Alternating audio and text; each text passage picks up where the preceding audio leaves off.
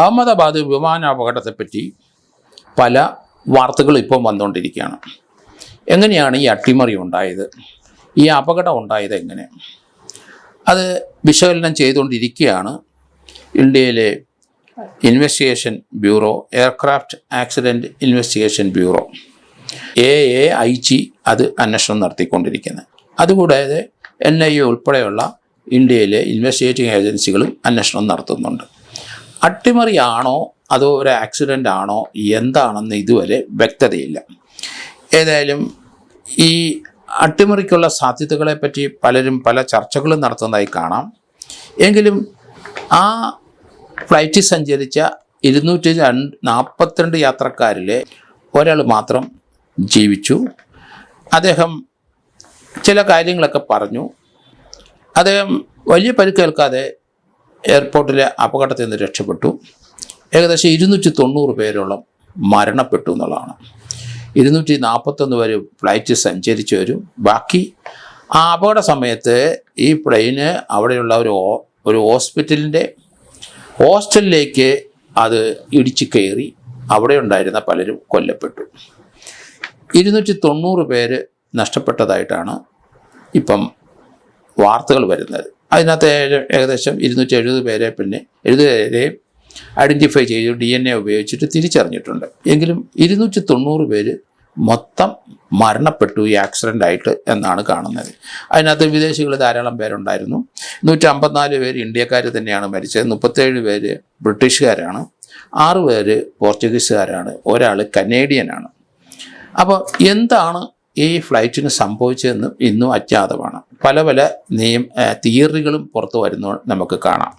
എങ്കിലും നമ്മളെ പോലെയുള്ളവരൊക്കെ അതേപ്പറ്റി ആലോചിക്കുമ്പോൾ അതിനകത്ത് രക്ഷപ്പെട്ട് ജീവനോടെ പുറത്തു വന്ന ഒരാൾ പറഞ്ഞു, അത് ടേക്ക് ഓഫ് ചെയ്ത് 30 സെക്കൻഡിനകത്ത് വലിയൊരു ശബ്ദം അയാൾ കേട്ടു, പിന്നീട് അപകടം നടക്കുകയായിരുന്നു എന്നാണ് അദ്ദേഹത്തിൻ്റെ വെർഷൻ. അദ്ദേഹം ഏതായാലും അദ്ദേഹത്തിൻ്റെ ജീവൻ രക്ഷപ്പെട്ടു. അദ്ദേഹം ഗോവ ഡാമൻ ഡ്യൂ നമ്മുടെ കേന്ദ്രഭരണ പ്രദേശത്തിലെ അവിടെ ജനിച്ചയാളാണ്. അദ്ദേഹം ഇപ്പം ഇംഗ്ലണ്ടിലാണ് 10-20 വർഷമായിട്ട് താമസിക്കുന്നത്. അദ്ദേഹത്തിൻ്റെ സഹോദരനും അടുത്തുണ്ടായിരുന്നു, സഹോദരനും കൊല്ലപ്പെട്ടു. എന്തായാലും ആ പ്ലെയിൻ ക്രാഷിൽ ഏകദേശം 290 പേരുടെ ജീവൻ അപകടത്തിലായി, അത്രയും പേര് കൊല്ലപ്പെട്ടു എന്നുള്ള വാർത്തകളെല്ലാം നമ്മൾ മനസ്സിലാക്കിയിട്ടുണ്ട്. എന്താണ് ഈ ഫ്ലൈറ്റിന് സംഭവിച്ചതെന്നും ഇന്നും അജ്ഞാതമാണ്. എങ്കിലും പല നിഗമനങ്ങളും ഇപ്പം പുറത്തേക്ക് വരുന്നുണ്ട്. കാരണം അതിൽ ജീവിച്ച ഏക വ്യക്തി 30 സെക്കൻഡിനകം ഒരു വലിയ ശബ്ദം കേട്ടു എന്ന് പറയുന്നുണ്ട്. അപ്പം കാര്യമായ എന്തോ ഒരു തകരാറ് ഫ്ലൈറ്റിനുണ്ടായി. കാരണം ആ ഫ്ലൈറ്റ് ഓരോന്നും അത് ലാൻഡ് ചെയ്തതിന് ശേഷം അത് എയർക്രാഫ്റ്റ് മുഴുവൻ പരിശോധിച്ച് അതിൻ്റെ മെയിൻ്റനൻസ് എന്തെങ്കിലും നടത്തി വീണ്ടും അത് റണ്ണിങ് കണ്ടീഷനിലാണ് എന്ന് ബോധ്യപ്പെടുത്തി ആ എയർപോർട്ട് അതോറിറ്റി അവിടുത്തെ മെയിൻ്റനൻസിൻ്റെ എൻജിനീയേഴ്സ് അങ്ങനെ സർട്ടിഫൈ ചെയ്തതിന് ശേഷം ആ ഫ്ലൈറ്റ് അതിൻ്റെ ക്യാപ്റ്റനും അതിൻ്റെ സഹ പൈലറ്റും അവർ വീണ്ടും അത് ഒന്ന് പരിശോധിച്ച് റണ്ണിങ് കണ്ടീഷനാണോ, എങ്ങനെയാണ്, വേറെ എന്തെങ്കിലും തകരാറ് അവർ കാണുന്നുണ്ടോ, ആ പരിശോധനയ്ക്ക് ശേഷം മാത്രമാണ് ഒരു ഫ്ലൈറ്റ് വീണ്ടും ഇവിടുന്ന് സ്റ്റാർട്ട് ചെയ്യുന്നത്. അഹമ്മദാബാദിലുണ്ടായ ഈ സംഭവത്തിൽ നമുക്കറിയാം, നമ്മുടെ സിന്ധൂർ ഇന്ത്യയും പാകിസ്ഥാനും തമ്മിലുള്ള ആ റൈവൽറി, അതിനകത്ത് ഇന്ത്യയിൽ 3 ദിവസം ഇന്ത്യയും പാകിസ്ഥാനും യുദ്ധം ചെയ്ത് നമ്മൾ സിന്ധൂർ എന്ന പേരിട്ട ആ യുദ്ധം അതിന് ശേഷമാണ് ഈ അപകടം ഉണ്ടാകുന്നു എന്നുള്ളതാണ് ഒരു പ്രത്യേകത. അതെന്തായാലും നമുക്ക് അതേപ്പറ്റി തീർച്ചയായിട്ടും ആലോചിക്കണം. അത് CBI അല്ലെങ്കിൽ NIA അതുപോലെ ഇത് അന്വേഷിക്കുന്ന എയർക്രാഫ്റ്റിൻ്റെ ഉത്തരവാദപ്പെട്ട ആൾക്കാർ അവരെല്ലാവരും ഇത് പരിശോധിക്കുന്നുണ്ട് എന്താണ് സംഭവിച്ചതെന്ന്. നമുക്ക് ഇത് 2 എഞ്ചിനും വർക്ക് ചെയ്തില്ല എന്ന് ഉള്ള വാർത്തകൾ അത് കൃത്യമാണ്.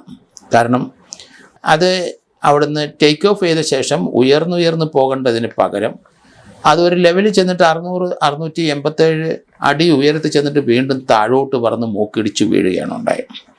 2 എഞ്ചിനും വർക്ക് ചെയ്തില്ല. എന്തോ ഭീതിയോടെ കൂടെ ആ പൈലറ്റ് അത് എയർപോർട്ടിലെ അവിടുത്തെ അധികൃതർക്ക് കമ്മ്യൂണിക്കേറ്റ് ചെയ്തെങ്കിലും അത് അദ്ദേഹത്തിന് മുഴിപ്പിക്കാൻ പറ്റിയോ, അതിനു മുമ്പ് അപകടം ഉണ്ടായി, അതുപോലെ അവിടുന്ന് തിരിച്ചെന്തെങ്കിലും ഇങ്ങോട്ട് കൊടുക്കാൻ പറ്റിയോ, അതും നമുക്ക് ഒന്നും നടന്നിട്ടില്ല എന്ന് തന്നെയാണ്. തിരിച്ചൊരു കമ്മ്യൂണിക്കേഷൻ കൊടുക്കുന്നതിന് മുമ്പ് അപകടത്തിലേക്ക് പോയി എന്നാണ് വരുന്ന വാർത്തകൾ. ഇതിനകത്ത് ഈ പാകിസ്ഥാനുമായിട്ടുള്ള നമ്മുടെ ആ യുദ്ധത്തിന് ശേഷം, അതിന് ശേഷമാണ് ഈ അപകടം ഉണ്ടാകുന്നത്. ഒരു വളരെ പ്രത്യേകതയാണത്. കാരണം അവിടെയുള്ള തീവ്രവാദികളെ ഏതെങ്കിലും വിധത്തിൽ ഇന്ത്യക്കെതിരായി നീങ്ങും എന്നുള്ള കാര്യത്തിൽ യാതൊരു സംശയവുമില്ല. അവരെ വർഷങ്ങളായിട്ട് 10, 20, 30 വർഷങ്ങളായിട്ട് പാകിസ്ഥാനിലുള്ള തീവ്രവാദികൾ ഇന്ത്യയെ നശിപ്പിക്കാൻ, കാശ്മീർ പിടിച്ചെടുക്കാനും ഒക്കെ ഉള്ളൊരു ശ്രമം നടത്തിക്കൊണ്ടിരുന്നു. വളരെയധികം ഇന്ത്യക്കാരുടെ ജീവൻ അപകടത്തിൽ പോയി. അതുപോലെ തീവ്രവാദികളെ ഒത്തിരി പേരെ നമ്മൾ നശിപ്പിക്കുകയൊക്കെ ചെയ്ത് ചരിത്രം അവിടെ കിടക്കുകയാണ്.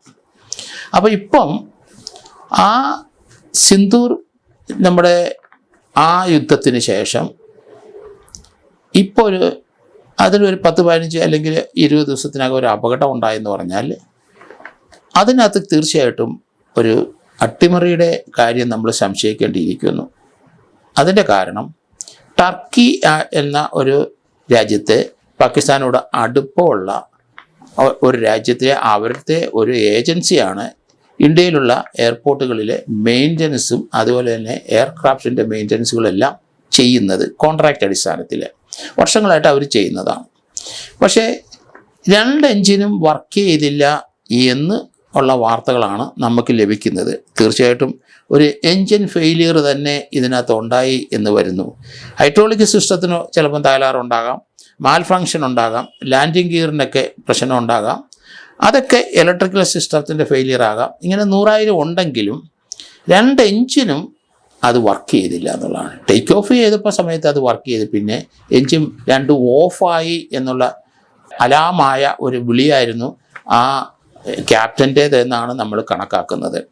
അപ്പോൾ എൻജിൻ ഫെയിലിയർ ഉണ്ടാകണമെങ്കിൽ യൂഷ്വലി അതിനകത്ത് ഫ്യൂയൽ സിസ്റ്റത്തിന് എന്തെങ്കിലും പ്രശ്നം ഉണ്ടാകണം. അതുകൊണ്ടാണ് പൈലറ്റ് അത് വിളിച്ചറിയിക്കും. കാരണം ഉദ്ദേശിക്കുന്ന രീതിയിൽ ടേക്ക് ഓഫ് ചെയ്യുന്നില്ല, ഈ ഫ്ലൈറ്റ് താഴോട്ട് മൂക്കുത്തി പോകുന്നു എന്നുള്ള ഭീതി അദ്ദേഹത്തിനുണ്ടായ ശേഷമുള്ള വിളിയാണ് വന്നത്. അദ്ദേഹം അത് ഒരിക്കലും പ്രതീക്ഷിച്ചില്ല. ഫ്യൂയലിനകത്ത് അല്ലെങ്കിൽ ആ എഞ്ചിൻ വർക്ക് ചെയ്യാതെ വരുന്ന ഒരു സാഹചര്യം ഉണ്ടെങ്കിൽ അതിൻ്റെ ഫ്യൂയലിൻ്റെ കണ്ടാമിനേഷൻ, അവിടെയാണ് പ്രശ്നം. ഞാനും അത് തന്നെയാണ് സംശയിക്കുന്നതിൻ്റെ കാരണം എൻജിൻ വർക്ക് ചെയ്തില്ലെങ്കിൽ ഫ്യൂയലിൻ്റെ കുഴപ്പം തന്നെ. എയർപോർട്ട് നമുക്കറിയാം, ഈ എൻജിന് അകത്തുള്ള പ്രത്യേക രീതിയിലുള്ള ഫ്യൂയലാണ് ഫ്ലൈറ്റിന് ഉപയോഗിക്കുന്നത്. ആ ഫ്യൂയല് കണ്ടാമിനേഷൻ ഉണ്ടെങ്കിൽ, അല്ലെങ്കിൽ ആ ഫ്യൂയലിനകത്ത് ഏതെങ്കിലും മലിനമായ കാര്യങ്ങൾ ചേർക്കുകയോ അല്ലെങ്കിൽ അത് പ്യുവറായിട്ടുള്ള പ്യൂരിഫിക്കേഷൻ നടക്കാതെ വന്നിട്ടുള്ള ഒരു ഫ്യൂയലാണ് അതിനകത്തുണ്ടെങ്കിൽ തീർച്ചയായിട്ടും അത് എഞ്ചിൻ വർക്ക് ചെയ്യാതെ ഇരിക്കും.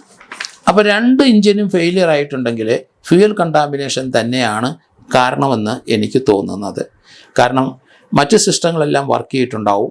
ഫ്യൂയൽ കണ്ടാമിനേഷൻ ഉണ്ടെങ്കിൽ പിന്നെ അത് ലിഫ്റ്റ് ചെയ്ത് ടേക്ക് ഓഫ് ചെയ്ത് കഴിഞ്ഞാൽ ആ ഉയർച്ചയിൽ ചെന്നിട്ട് വീണ്ടും 657 അടി ചെന്ന് കഴിഞ്ഞപ്പം തന്നെ അത് നോർമലായിട്ടുള്ള ഫ്ലൈയിങ് സ്റ്റേജിലേക്ക് പോകേണ്ടതാണ്. അതിന് പകരം ഇത് താഴോട്ട് വന്നെന്ന് പറഞ്ഞാൽ ഫ്യൂയൽ കത്തുന്നില്ല എന്നാണ് അതിൻ്റെ അർത്ഥം.